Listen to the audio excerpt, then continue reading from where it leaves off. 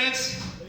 I'm Lewis, I'm from CSIRO, and today I'm going to talk to you about a really controversial material, and it's a material that I'm very intimate with. It's plastic. And I just want to ask the question at the beginning of my talk, are all plastics bad? So I want to start with this photo, which actually won the Underwater Photographer of the Year competition this year. And it's a true indictment of, the negative impacts that plastics have on the world's ecosystems. As humans, we actually dump 6.5 million tons of plastic every single year into the ocean. So this is a massive problem, and maybe this is a philosophical question for Aaron, but you might be tempted to ask, shouldn't we all just be done with using plastics, forever? Like, we tried it, it didn't work, now let's move on, And when you see such a powerful image like this one, there's some strong arguments. And when you really look at the lifetime of these kind of materials in the environment, you can see that some of these take, several hundred years to actually degrade. And now, if you think about the fact that we actually only invented plastics 100 years ago, it means that the majority of the plastics that we've ever dumped in the ocean, they're still there. All right, so this is a massive, massive problem. And it's really good that a lot of attitudes are changing, both in the scientific community and also in society. And I think this is going to be a driver for how we think about plastics in the future. So why are humans so obsessed with plastics? Well, they're actually really, really useful materials. They're really cheap, but more to the fact that they are synthetic materials, and that means that we can control a lot of their properties very, very easily. So they're terrible in the environment, right? They're killing all the turtles. You hear about this all the time. But in the clinic, very, very important materials, and they can actually provide a lot of advantages, and it's going to really improve patients' lives. So they form the hard and the soft components of prosthetics. They can form coating materials on different implants, like this knee implant, or form the implant themselves, like this plastic stent. There's this whole field of tissue engineering, which you may have heard of. This is where you can basically try and grow like an organ, like a heart, let's say, in a petri dish. But you can't just grow it in a petri dish. You actually need a scaffold for those cells to come in and integrate. And this, we can actually design plastics to become that scaffold, so that we can actually start to grow, different organs and different tissues to try and replace, for damaged patients. Really struggling with this. We can use plastics to improve our diagnostics of different diseases. We can also use them in wound healing. And many of you might be wearing contact lenses in the audiences now. You might not realize, but the first ever contact lenses were actually made of glass. So you can imagine how uncomfortable that would have been to wear. And I wouldn't have been wanting to play any sports, with a glass contact lens, because imagine if that just cracked in your eye. Pretty gruesome. But obviously today we have extended wear contact lenses, and these are flexible plastic materials. Something that I've got a real passion about is in the use of nano vehicles, and I'll come on to speak about this later, but we can actually use plastics to deliver medicines to different sites of our body. And not only delivering existing medicines, we can actually use plastics as medicines themselves. So I've introduced the term polymer here. What is a polymer? And how does it relate to plastics? Well, all plastics are polymers. And polymers are basically long chain molecules, which are just repeating units of the same, there's this one, there's this one, there's this one. Just a chain of long, of repeating units, which we call monomers. So we've got synthetic materials like polystyrene and PVC. These are basically just the same molecule again and again. We also have copolymers, which is where you have two or more different monomers blended together. So this is what you find in your tires and in your plastic bottles. We also have natural polymers like starch, which many of you are eating tonight. Starch is a polymer of glucose, right? So we don't think of starch as a plastic. It can be sometimes. But this is basically how we get our energy, by breaking down the polymer starch into the monomer glucose. So coming back onto our applications, these are just two that I'm going to focus on for the rest of the talk. And these come under the area of nanomedicine. So what is nanomedicine? Well, it's the marriage of nanotechnology, so engineering, but on a really tiny scale, and conventional medicine, okay? So we might be used to seeing these ambulances delivering medicines and delivering doctors to a patient's house, but imagine now we can actually shrink this ambulance right down into the nanoscale and use that ambulance to deliver the medicines directly to a disease site. So, of course, scientists aren't the first people to think of this. This has been thought about all the time in science fiction, long, long ago, and people have been thinking about more and more creative ways of getting these materials to different disease sites. So this is a massive holy grail for modern medicine. But why is that? Why do we actually want to deliver just to a disease site? Whoop. So, I'll refer you to chemotherapy. So when you think about cancer patients, of course the first thing you think about is the hair loss. And this is actually coming from the chemotherapy, so the drugs that we're actually giving these cancer patients, not from the cancer itself. And it's not just hair loss, there's also a whole range of more serious issues, and some of these can be fatal, and if not fatal, then incredible discomfort for these patients. And the reason for this is because all medicines have off-target effects. So in the case of chemotherapy, you're giving a toxic agent, essentially, to go in and kill those cancer cells, but they're also killing all of your healthy cells. Well, sorry, not all of your healthy cells, but there's some off-target effects, which means, sometimes. So you're coming in, you're killing, some of those healthy cells, and that's what's leading to the hair loss and the nausea and all of these things. So, imagine now that we can cure cancer with no side effects, okay? We can actually undergo chemo, we don't lose the hair, we don't have nausea, we're totally fine, and we can cure cancer.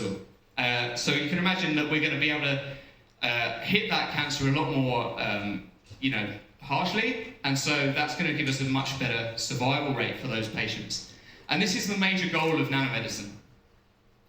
So how do we actually make our little vehicles? We can't make them like the Magic School Bus or those little sperm things that were in Family Guy.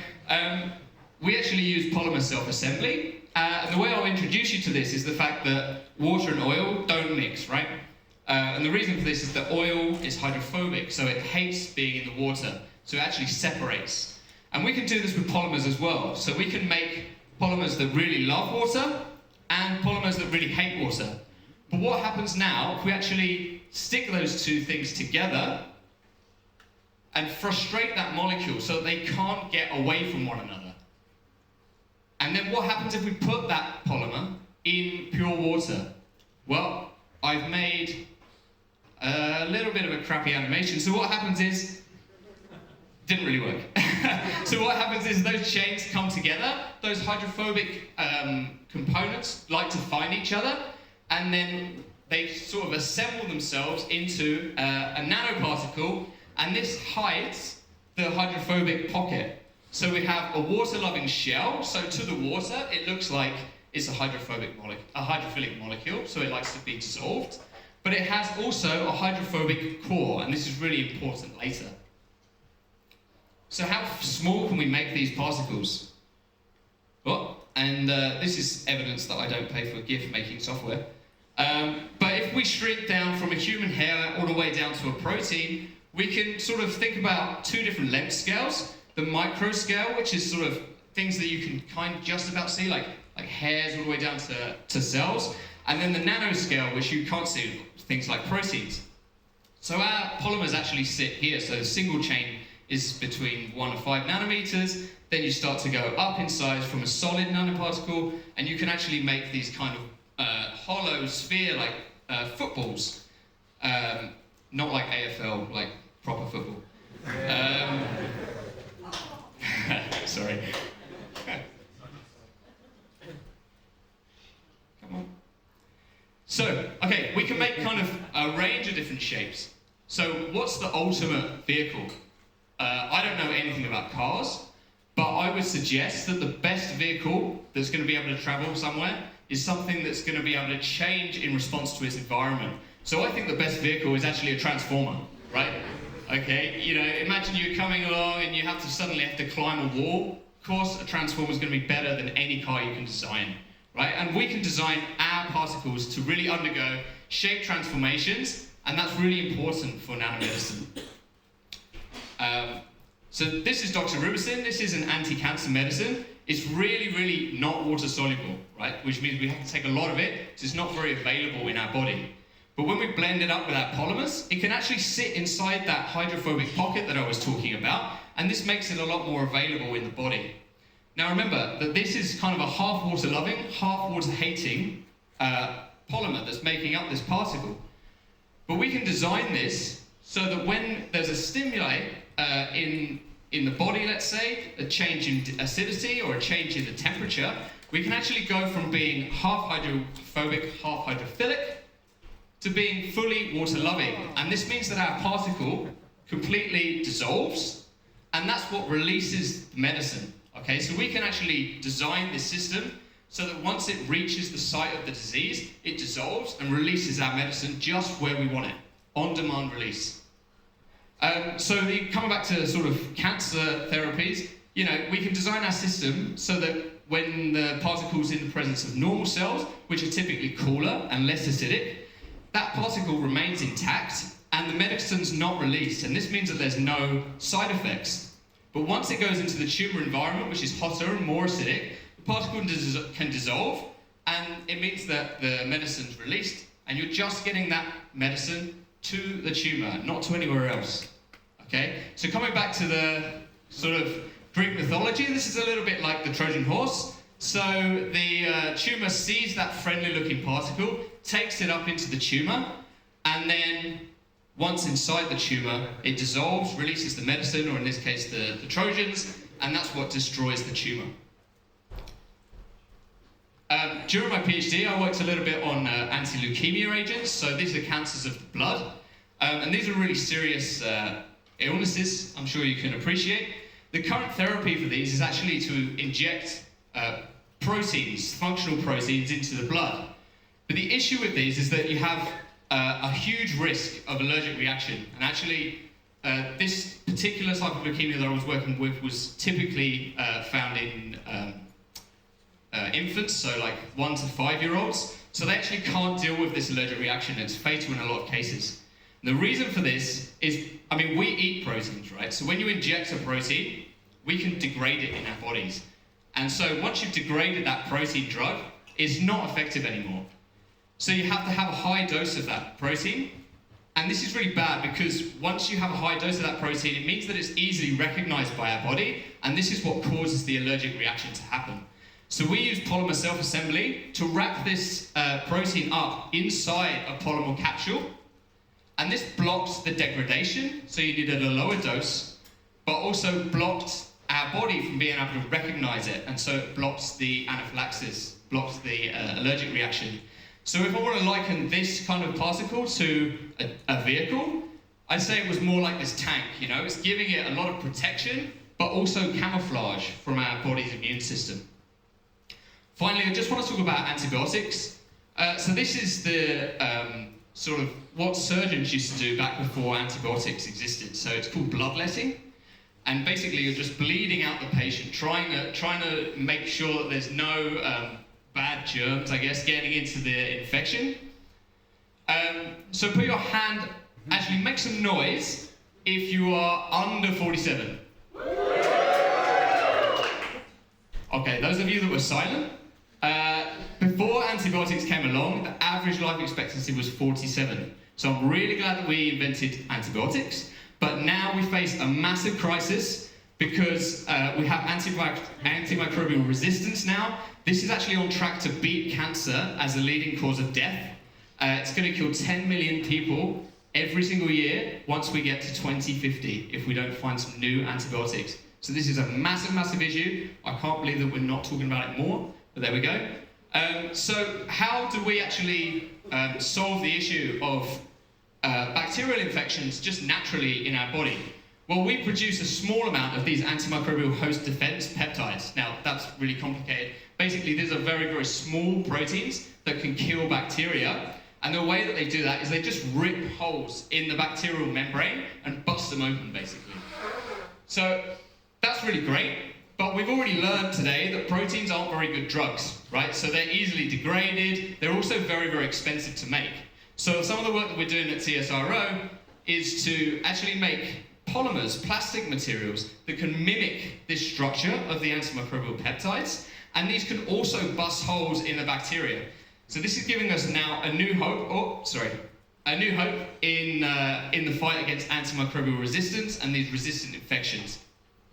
So I want to come back to my original question of whether all plastics are bad, and I hope that I've convinced you that whilst, yes, some are really catastrophic for the environment, they have a range of different uses in the biomedical field. I introduced nanomedicine and how we can use plastics to deliver drugs just to the site of an illness, and how we can tune these materials so that they can change shape in response to their environment. I spoke about how these polymers could protect very sensitive drugs, and how we can use plastics now to fight superbugs. It's not often that I get to talk at a public event like this, and I'm really, really excited that I've been able to. So I just want to give some shout outs to some really important people in my career. So my amazing mentors at CSIRO, Kath and Pete, as well as the whole team that's been working with me on this antimicrobial work, and this is not an extensive list. I've had some really fantastic students working with me. My PhD supervisors, Matt and Rachel, who are working with me on the anti-leukemia work, as well as Chris Direct and his team, and Spiros and Chiara, who worked with me extensively on that project. Charlotte Davison at the back, just for like putting up with all my shit. And also Nerd Night for putting on this fantastic event. I think this is an amazing opportunity for people to come and share ideas, and you for hanging out. Thanks a lot.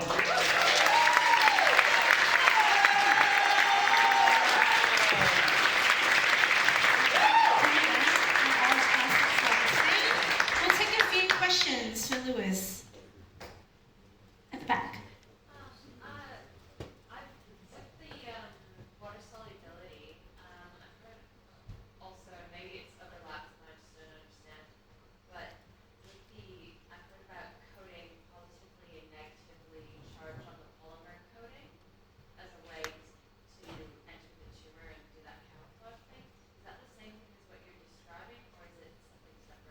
Yeah, I think I've sort of understood what you're saying. So you're saying that some people design the polymer coating to have a charge, and that's what targets. Yeah, so we can actually target using charge as well, charge-charge interaction. There's also a way to sort of conjugate other targeting ligands, like folic acid is a big one, and that's why people always bang about folic acid being this like superfood, additive, these sorts of things. So there's a range of different things that tumours just love to eat, and we basically stick those onto the polymers, and that makes them uptaken. Another question, we'll take one from there. These vehicles, they can't penetrate the cell membrane, I suppose, but a lot of like what they're carrying could, I guess, or is that? And probably another question on how are the polymers excreted in the body and stuff like that. How is the polymer excreted? How is the polymer excreted? Just normally, or? Yeah, so it really depends on the system. We can design the polymers to be biodegradable. So, like, you know, through enzymatic processes, they can actually be degraded using sort of esterases and these sorts of things. We can also design them to be, so in the system where it's basically falling apart, so it's not degrading, we can design those polymers to be very, very small, and that means that they're cleared renally, so through the kidneys and through that system. Cool. Normally. Another question out the back. When you talk about like we're doing this and we're doing, you know, all these fantastic things, what actual stage is it actually being used for treatment, or is it in the testing stage, or particularly the targeted kind of, you know, alternatives to chemotherapy? What phase are we at? We're a long way off, I'm sad to say. And I'm not saying we CSIRO, I'm saying like we scientists in general. And I think there's a lot of challenges when it comes to regulation for these materials. So the regulatory bodies are very used to seeing like very well defined drugs. Like, you know, I've made doxorubicin, let's say, I can actually say exactly what that is. With a polymer, it's a lot more difficult to define because it's a long chain molecule, but they don't all have not all of the chains have exactly the same number of repeating units. It's a kind of a distribution of different chain lengths, and that makes the polymers quite difficult to define, which the sort of regulatory bodies don't like so much. And nanomedicine is a very new field in the space of sort of drug design. So yeah, I think that they will start seeing things coming through in the clinic in the next sort of 10, 15 years. But I think for a lot of these therapies, and particularly the ones that we're sort of talking about, there's a lot of regulatory space to get around here. Those regulators always gets in the way. I can see that. Rightly so, I should say, yeah. I work in compliance, so I feel I can see that. We'll take one from the front over there and we'll come back to you. What are some of the bad results you've seen in your experiments, and especially like any issues with stability with the polymers if it's looking for acidity or high temperature and it goes into a different area that also has high temperature and it releases prematurely? Yeah. It's just any bad results you've had. Tell us about the time where it went wrong.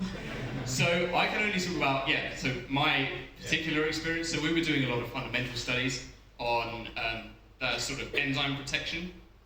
So a lot of that wasn't actually in kind of clinical studies or anything like this. It was more a proof of concept of, yes, we can actually use a polymer capsule to protect a very sensitive drug molecule. And you're absolutely right, we have to design the systems to, so I gave heat and temperature as a bit of a simple example.